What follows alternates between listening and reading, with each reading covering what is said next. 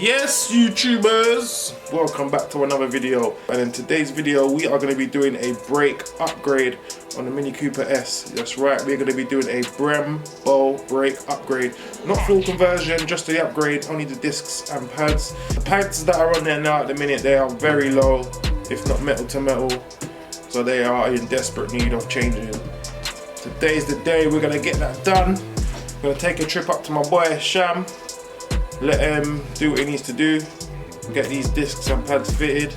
So you already know what it is, people. I don't really like to spend too long on the intro, I just like to get straight to it. But before we get straight to it, please remember to hit that subscribe button. By you doing that, it helps me out a great deal. So if you like these type of videos, as I said before, these modification videos, why would you not want to hit that subscribe button?